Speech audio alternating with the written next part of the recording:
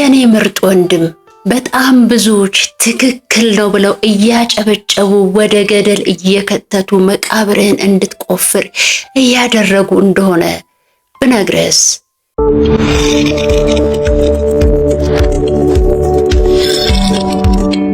የእውነት ከህይወት ውስጥ ጥቂት ደቂቃዎችን ለኔ ከሰጠኸኝ ከፍርጃ የነጻ ራስህን እንድታይ ራስህን እንድትመለከት ለራስህ ይቅርታ እንድታደርግ ቢያንስ አንዳንድ ሐሳቦችን እናያለን። እባክህን ከኔ ጋር በመቆየት ጥሩ የህይወት ስንቅህን ታገኛለህ። አመሰግናለሁ። ለዚህ ቤት አዲስ የሆናችሁ ሰብስክራይብ እያደረጋችሁ ለዚህ ቤት ፋሚሊ ሁኑ። እንዲሁም ይጠቅመዋል ይበጀዋል ለምትሉት ሰው ሼር አድርጉ። እንዲሁም ቪዲዮን ላይክ በማድረግ ጀምሩ። የኔ ውድ ወንድም ብዙ ጊዜ እኛ ሀገር ላይ ብቻ ሳይሆን እንደ ዓለም ጠቅላላ ወንዶች የተለያየ ሴቶች ጋር በሄዱ ቁጥር ተፈላጊ ተወዳጅ ሴቶች የሚከንፉላቸው አንዱ ካንዱ ወንድ በሴት ባደረው ብዛት ይፎካከራሉ። ጀግና ነው እሱ ሴትን ጠብ የሚያደርግ ነው እየተባለ ብዙ ጊዜ ይወራል፣ ይጨበጨባል፣ ይናፈሳል። የምር ግን እሱ መንገድ እንደሚባለው ጤናማና ትክክለኛ ነው ወይ? እሱ መንገድ እውነት ከፈጣሪ ጋር የሚያስማማ ነው ወይ? እሱ መንገድ እውነት ብዙዎች እንደሚሉት ለአንተ ክብር፣ እርካታና ተፈላጊነት እንዲሰማ አድርጓል ወይ? እሱ ነው ትልቁ ጥያቄ። አሁን ምን መሰለ፣ የሰው ልጅ የተገነባው ከሶስት ነገሮች ነው። የሰው ልጅ በሶስት ነገሮች ውስጥ ነው አብሮ ተጨምቆ ቦንድ አድርጎ የተሰራው የተፈጠረው። የሰው ልጅ ስጋ ብቻ አይደለም፣ መንፈስም ነው። እንደገና ደግሞ ነፍስም አለው። የነዚህ የሶስት ነገሮች ጥምረት ነው ሰው ሙሉ ሰው የሚያስብለው። ከስጋ ያለፈ ብዙ ምስጢራት አለው የሰው ሰውነት ውስጥ፣ ብዙ ምስጢር አለ የሰው ማንነት ውስጥ።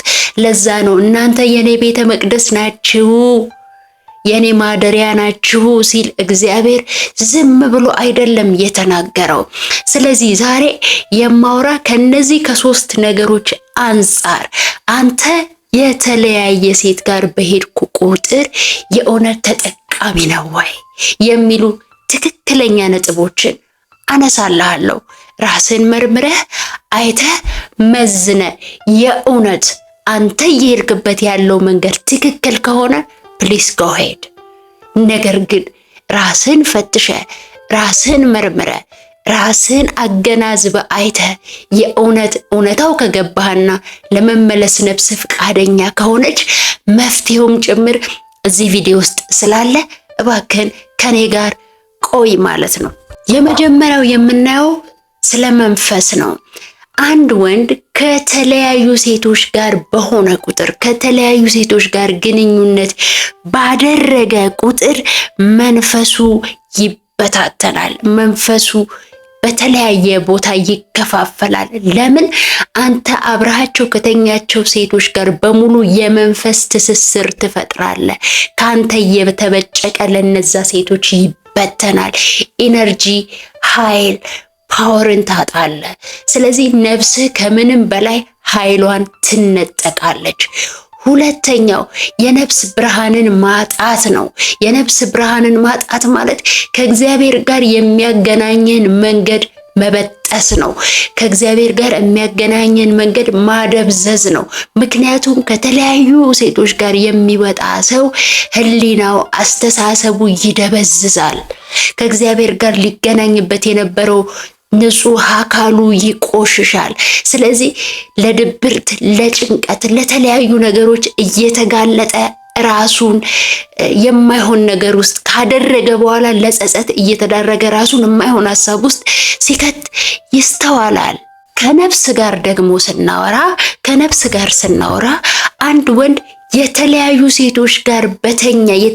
ሴቶች ጋር በተገናኘ ቁጥር የመጀመሪያው የራሱ ክብር ይወርድበታል።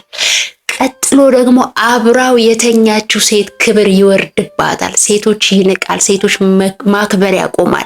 ስለዚህ ምን ይሆናል? ጠንካራ የፍቅር ግንኙነት፣ ትዳር መመስረት፣ ሴቶችን ማመንና ትክክለኛ ሪሌሽንሽፕ ውስጥ መግባት በጣም በጣም ይቸገራል። ትክክለኛ የፍቅር ግንኙነት ደግሞ ለህይወት ብዙ ቤኔፊቶች አሉት፣ ለህይወት ብዙ ትርፎች አሉት። ያንን ነገር ከነፍሱ ያጎላል። ሌላኛው ደግሞ ከምንም በላይ ትልቁ ነገር የጥፋተኝነት ስሜት ነው። አብሯት ከተኛ ሴት ጋር ያንን ስሜቱን ካረካ በኋላ ወዲያው የጸጸት ስሜት ይወረዋል። ብዙዎቹ እንደሚያስቡት ጀግና ውጪ እንደሚጫወቱት አይደለም። ውስጣቸው ይጸጸታል። ውስጣቸው ባዶነት ይሰማዋል። ውስጣቸው ጥላቻ ይሰማዋል። ውስጣቸው ከራሳቸው ጋር ትልቅ ግብ ውስጥ ይገባሉ። እውነታው ይሄ ነው። ሌላኛውና ደግሞ ከባዱ ለሱስ ትጋለጣለ፣ ለዝሙት ሱስ ትጋለጣለ። የተለያዩ ሴቶች ጋር ሴክሹዋል ነገር በፈጠርክ ቁጥር ዶፓሚን የሚባለው በከፍተኛ ደረጃ ያ ሆርሞን አንተ ውስጥ ይመረታል። ያቺን ሆርሞን ያቺን ደስታ ለማግኘት ስትል ያንን ነገር ትደጋግመውና ኮንትሮል በማታደርገው ደረጃ የስሜት ባሪያ ሆነ ስሜትን አንተ ማዘዝ ታቆምና ሙሉ በሙሉ ስሜትህ አንተን ማዘዝ ይጀምራል። በስጋ ደግሞ የሚጎልብህን ነገር ልንገርህ። ባይ ዘ ዌይ ይሄንን ቪዲዮ ስፖንሰር ያደረገን ፔሪ ዲዛይን ነው። አሁን እዚህ ጋር ለብሼ የምታዩት ክሮፕ ሸሚዝ ክሮፕ ቶፕ በእኛ የተሰራ ነው። በተለያየ የጨርቅ ከለር በተለያየ ዲዛይን እንደዚህ ለጂንስ አላባሾች ክሮፕ ቶፖች ከፈለጋችሁ በየሳይዙ እናዘጋጅላችኋለን። ማዘዝና መውሰድ ትችላላችሁ። እንዲሁም ባህላዊ ዘመናዊ ልብሶችን ለሰርግ፣ ለክርስትና፣ ለልደት ውጪም ያላችሁ አስተማማኝ ስራ የምትፈልጉ ከሆነ እዚህ ስር በሚገኘው ስልክ በመደወል ፔሪ ዲዛይን ብለው ይጠይቁ። አስተማማኝ ስራ ሰርተን እናስረክቦታለን። በስጋ የምታገኘው ጉዳት ለተለያዩ በሽታዎች መጋለጥ ነው። ለተለያየ ኢንፌክሽኖች፣ ለተለያየ ቫይረሶች፣ ለተለያየ አባላዘር በሽታዎች ትጋለጣለህ። ከተለያየ ሴት ጋር በተኛ ቁጥር እንደገና ደግሞ የሴቶቹንም ግሳንግስ አስተሳሰብ የሴቶቹን እርኩስ መንፈስ ሁላ ነው የምትዋረሰው። መርሳት የለብህም ይሄንን። ከዛ ባሻገር ደግሞ የተለያዩ ኢንፌክሽኖች፣ አባላዘር በሽታዎች፣ ቫይረሶች ሽክም ነው የምትለው። ስለዚህ ራስህን መጠበቅ የበለጠ አስፈላጊ ነው። ሌላው ደግሞ የአካል መዛልና ኃይልን ማጣት፣ ኃይል መሟጠጥ ይሰማሃል። ምክንያቱም የወንድ ልጅ ሴክሹዋል ኢነርጂ የወንድ ልጅ የዘር ፈሳሽ እንዲመረት በጣም ብዙ ሚኒራሎች ከሰውነቱ ይወሰዳሉ። ኃይሉ ነው የወንድ ልጅ ኃይሉ ነው።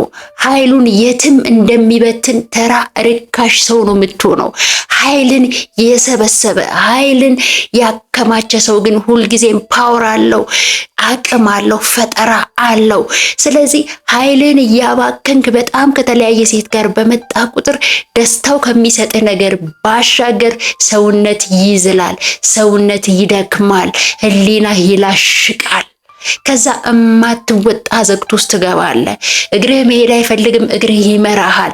እንደዛ አይነት ድንግዝግዝ ህይወት ውስጥ ነው የምትገባው። የተረጋጋ ህይወት ትፈልጋለህ፣ ነገር ግን አትችልም። መታመን ትፈልጋለህ፣ ነገር ግን አትችልም።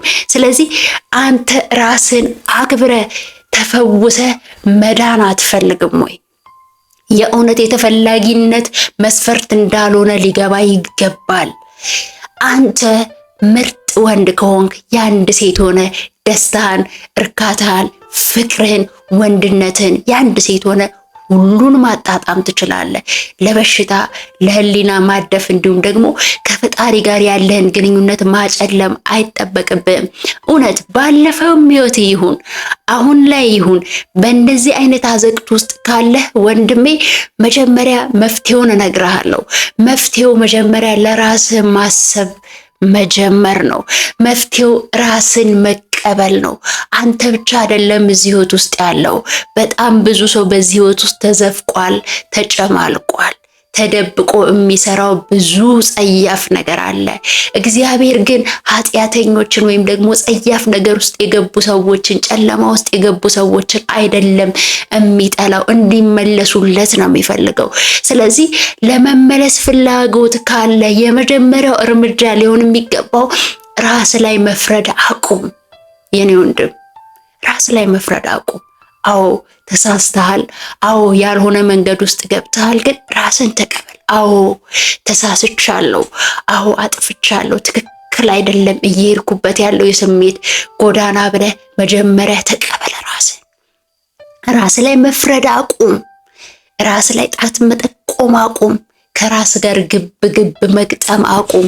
ዋነኛው ነገር ለመዳን የሚረዳችሁ ነገር ንስሐ መግባት፣ ለራሳችሁ ይቅርታ ማድረግ፣ ከእግዚአብሔር ጋር መታረቅ፣ እግዚአብሔርን ይቅርታ መጠየቅ፣ ለመሻሻል መሞከር ትልቁ እርምጃ እሱ ነው። ትልቁ እርምጃ። ሌላው ደግሞ የነፍስ ትስስራችሁን ለመበጠስ መሞከር ነው። ከዚህ በፊት አብራችኋቸው የተኙ ሴቶች ጋር ነፍሳችሁ ስለተሳሰረ ጾም ያስፈልጋችኋል፣ ጸሎት ያስፈልጋችኋል። ወይም ደግሞ ጠንካራ ውሳኔ አድርጋችሁ ከነዛ ሴቶች ጋር ድጋሚ ላለመሄድ፣ እነሱን ድጋሚ ላለማግኘት የቻላችሁትን በሙሉ አድርጉ። ምክንያቱም እነዛ ሰዎች ጋር ድጋሚ ከተመለሳችሁ ያ ነገር ትወሰወሳላችሁ፣ ወደዛ ነገር የሚገፋፋ ነገር ይመጣል። ሌላኛው ደግሞ በስልካችሁ የሚሆን በቲቪ የሚሆን በታብሌታችሁ በየትኛውም መንገድ በላፕቶፓችሁ የሚሆን ስሜት ቀስቃሽ የሆኑ ፎቶዎችን፣ ቪዲዮዎችን፣ ለእንደዛ አይነት ነገር የሚጋብዙ ዌብሳይቶችን ከህይወታችሁ ለማስወገድ ሞክሩ።